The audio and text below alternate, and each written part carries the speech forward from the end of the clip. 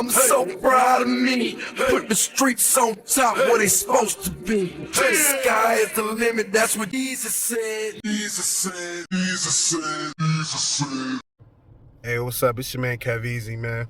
We here for another week of Easy Said. I'm a day late, well, 2 days late, but hey, man, I've been feeling like shit. First, we're gonna get into young Scooter, rest in peace, man. Passed away a couple of days ago. He was running from police, and there was a big question on how he passed, but they were saying it was kind of adamant and kind of clear that, you know, his injuries were sustained by accident being him like trying to jump 2 fences and getting caught on one where, you know, he got a cut in his inner thigh, most likely hitting the artery, and he bled out. So for a couple days, you know, the hip-hop community been dealing with that, and recently there was an arrest made, and the arrest was made because a woman, can't get her name right now, man, but it'll be up here, you'll see it up here, but she was arrested for basically, for lack of better words, setting up young Scooter. Led to the death of rapper Young Scooter was a lie. Police arrested the woman who made that 911 call earlier. Considering the context of that call, Courtney and Russ, Atlanta police officers say that they took the 31-year-old Demetria Spence into custody within the last few hours. Investigators now say that 911 call led to the death of 39-year-old rapper Young Scooter. This all started Friday in southeast Atlanta, where investigators say Spence told 911 operators there was something seriously wrong at a home on William Nye Drive. You guys should get here quick because this girl he's really hitting her, and there's a child involved. This girl doesn't have on any clothes. They threw her outside. He was fighting the girl. Police now say Spence made that call from a 911 only phone, and it was a lie. When officers got to the home, they say the 2 men ran out the back door. One of those men was rapper Young Scooter, whose real name is Kenneth Bailey. Police say Bailey injured himself jumping over a fence, and today the medical examiner ruled Bailey died from a penetrating injury to his right thigh. They say that his death was accidental. Demetria Spence is now charged with transmitting a false public alarm. She's being held in the Fulton County Jail. Meantime, APD has not provided a motive for that call. Nah, that's foul. I'm a little happy that, I don't want to use the word happy, right? But it's a little satisfying that the woman was caught and arrested, because this can all, even though it was a black woman doing it to a black guy, like, you can run this back to Emmett Till, like, where you're lying and cost someone's life, can cost someone their life, excuse me. It's disgusting, and I'm disgusted, because if you look at the one picture they put up of her, and then you look at the picture, the mugshot, number one, whoever did her makeup, she need to get paid, or he need to get paid top dollar, because what they was able to do for this woman, it's crazy, man. But let this be a lesson to anyone out there that's not mature enough to handle things how they're supposed to handle it. Now, I believe she came out and before she was arrested, she came out and said something. If I have that clip, it'll be played. But if not, you know, it's nasty work, man. Overall, it's nasty work. Rest in peace, Young Scooter. It was one of them situations like, damn, bro, like, shouldn't have ran. But he probably had some other stuff going on. I'm not gonna get into that. But man, this is a bad incident. An incident that probably could have, not even probably, it should have been prevented. It should have never went down. Like, to cry wolf to the police. So I forgot what it's actually called. But rest in peace, Young Scooter. My thoughts and prayers for his family, and friends, and everyone that love him. Easy said, crying wolf will always come back to bite you in your ass. Hey, what's up? It's your man Kev Easy, man. This time around, we talking about Carmelo Anthony. Shout out to Carmelo Anthony. He's being inducted into the Hall of Fame. First ballot, this is fire. Reason being is because this is the ultimate goal for a pro athlete, right? I know a lot of people say, it's a championship. It's a championship. Like, yeah. But one thing about a championship is if you win one, you have an opportunity to win another one. When you are inducted into the Hall of Fame, first ballot, you don't get inducted into a Hall of Fame again. Unless it's, another team, your team or whatever. But the actual Basketball Hall of Fame, you only get one time to get that moment, if you're inducted in. So shout out to Carmelo. Carmelo's career, and it's dope for me because Carmelo's my favorite basketball player of all time. This is a guy that I stole my offensive game from. You feel me? Like, I stole all his moves. I used it. I became a fan during Syracuse, that run. I remember Sports Illustrated. They had LeBron on the covers, but they had alternate covers as well. And shout out to my moms, you feel me? Rest in peace. But she was in tune of what I liked, you feel me? She knew that I favored Carmelo Anthony. So I ended up getting the Sports Illustrated covers with Carmelo on it. I kind of wish I still had them to these days, man, to this day. But so I'm following Carmelo. He gets into the NBA, gets drafted to the Nuggets. And to me, I feel like his tenure with the Nuggets was his best opportunity to get a championship because of the teams he had, the way he played. I feel like his style was better suited to win on the West than when he got to the East. And he just had better teammates, man. Granted, a lot of his teammates ended up joining him on the Knicks, but they were older, you feel me? But I feel like the Nuggets had opportunities. I remember the battles against the Jazz with Carlos Boozer and Darren Williams. I remember the battles with Kobe and the Lakers, especially when it came down to that Western Conference Finals. It was so close, man, but Kobe and Powell couldn't be denied down the stretch. And the Nuggets really had a George Karl problem, right? I feel like if the Nuggets had a different coach, it could have been any coach, to be honest with you. I feel like the Nuggets get past the Lakers that year, but George Karl was so he's an egomaniac, and he wanted everything to be done his way or the right way or whatever. And it just doesn't work. Like, he has an issue with his star players everywhere he went, but that I feel like that halted that Nuggets team.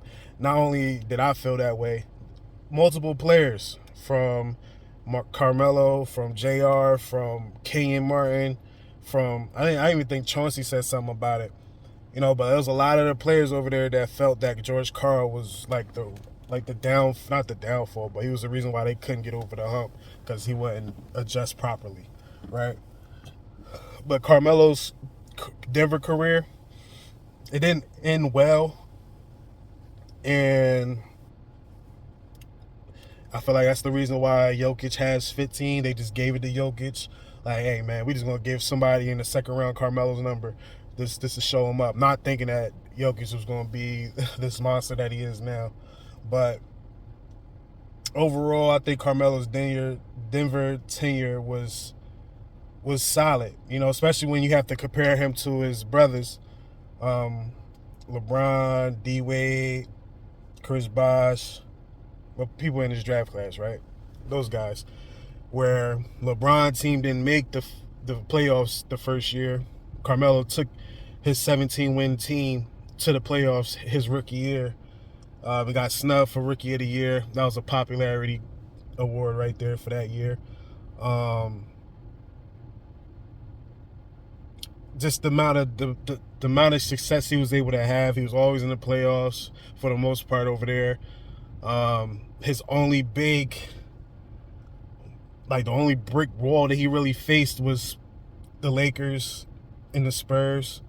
And those two, the Lakers and the Spurs, was battling. Basically, it was a point in time where whoever came out the West out of those two teams won the championship. So Melo had a tough time there, but to me, I feel like it was successful based off where he took that organization, right? from where that organization was before he got there. Then he goes to the Knicks.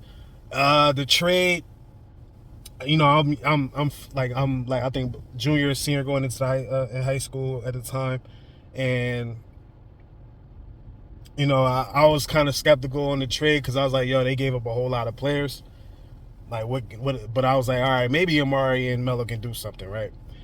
But Amari ended up getting hurt, and that never really panned out. Then you have a whole bunch of like the Knicks had no real culture when Carmelo was there.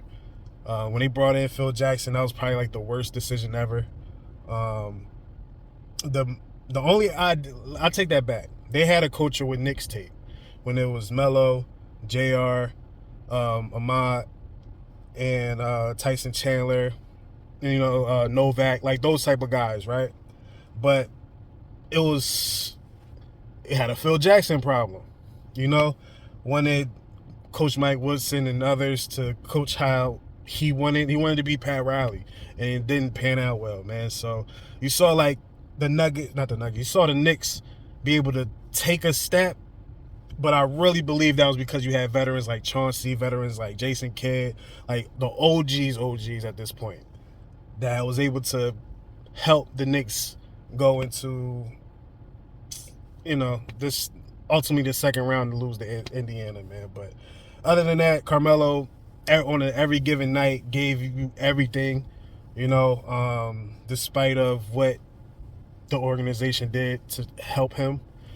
And even that kind of didn't end well because of the whole pushing out thing. Like, and then after that, Carmelo bounced around from OKC to Portland to Houston to, I think he had a Wizards jersey. He didn't fully go there, and then the Lakers. You know, so the last few seasons of Carmelo's career didn't end how I wanted it to end as a fan of Carmelo's, but overall, you can't deny that he definitely made his mark. Because without Carmelo Anthony, I don't believe you have a guy like Paul George. You don't have a guy like KD. You don't have a guy like, you know, a couple of other guys that's a three that was focused on having a bag offensively, right? But yeah, man, Carmelo definitely left his mark. Hall of Fame. Me, I always said this, and this is before he even got in the top 10. I was like, yo, to me, in my opinion, if you go through your whole career healthy and you finish your career in the top 10 of what you do best, I feel like you had a Hall of Fame career. You like that. You can live with not having a championship. You know, Carmelo, I think when he retired, he was maybe 9th or 8th. I think he's 10th right now. So, man, well-deserved. I cannot wait for his speech. You know, like, low-key want to figure out if people can go, because I would definitely pull up. Yeah, man, I just aged myself out with that, man. But shout out to Carmelo Anthony, man. Hell of a career. They broke the waiting process just for you. I know LeBron is going to one-up it because once he retired, they're going to put him on the ballot that year. So enjoy this right now while you can, bro, man. Salute to you. 7 p.m. in Brooklyn, one of my favorite podcasts, man. Doing a hell of a job in your next career. You know, he wants to be an owner of the Wizards. Now, if he got that bag and he was able to put that bag together and he's able to do that, I think he could turn that around. I'll be rooting for him, man. But shout out to Carmelo Anthony, man. Hall of Fame, first ballot. Easy said, it don't matter what they say. It's all about what you do. Yo, man. Who would have thought Vlad will be beefing with a wrestler? Now, Vlad had AEW Swerve Strickland up there, where for like 2 or 3 videos, he was kind of like getting on Booker T. And, you know, WWE and stuff like that, right? And Vlad, I know Vlad is not all into the wrestling thing. And so he's going to ask questions. And if it's some beef there, he's going to probably try to pick it and do what he do. And Vlad is very good at what he does. So Booker T said, he put out a tweet or whatever. He was like, yo, I had turned it down. because he had responded to Swerve, saying how he was disappointed. He was like, yo, you know, I wasn't going, like, I had the opportunity to go on Vlad, but I turned it down. And that struck a nerve with Vlad. Vlad is in his era where if you say anything that he feel like you lying about, he gonna pull out the receipts. He gonna wild out. Me personally, I don't think it's cool to do that if you're trying to do business with people, because what he ended up doing, he ended up releasing the text messages, and the text messages from 2020, and it's basically like, yo, Book, I would like to get you on the show. Booker T was cool with it. And I'm gonna just stop it there. Vlad, you may not get any WWE legends on your platform because of this. You gotta kind of chill out with how you do things, man, because you might be affecting other businesses. I mean, other opportunities. Now, I know you probably don't care because you're successful now, but what my man say, man, I forgot his name. It was like, the same people you see going up will be the same people you see when you going down. That's what's gonna happen, Vlad. DJ VladTV is not gonna last forever. You know what I'm saying? Like, it's gonna last as long for, I feel like it's gonna last for another decade, but you never know. I thought World Star was gonna be around for a long time. I thought Twitter was gonna stay Twitter. You know what I'm saying? So, like, you never really know.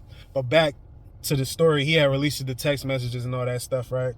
And then Booker T's name started getting smeared and crazy. You feel me? Everybody like, yo, Booker T lying and this and that. And Booker T came back out. He was like, yo, here's the other text messages that he didn't put up. And in the middle of that, Vlad did admit that he was late, so it never happened.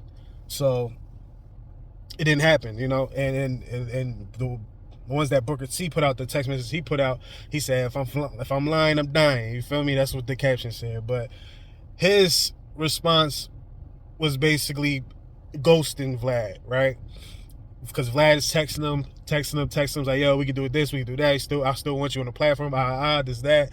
And Booker T said, thanks, but no thanks. Vlad, you got to eat that. You were late. A lot of people don't like that rescheduling stuff, especially if they busy. Booker T is a busy guy. He's doing his show. He's doing other things at that time. You know what I mean? Because he was still doing the show. I think he was on ESPN Radio and probably like 2020 and 2021. I think he was still over there. But and then on top of that, I think he was still doing he was doing commentary at the time. Like, he was a busy guy. He moving around. So, like, in this bad practice, if you're going to show up late, you might as well chalk that one up. You know what I'm saying? So when he put those out, the pendulum swift back to Booker T. But the people that naturally hate Booker T because of whatever, they were still riding. But I think this situation was crazy. Y'all let me know in the comments how y'all feel about Vlad just exposing text messages and all that, or just men in general exposing text messages. You feel me? Because I'm saying this is a trend that's really going on, and coming up, that was nothing we didn't do that. We just didn't do that, man. Easy said, stop acting out of emotion, because it could definitely fuck you up in the long run.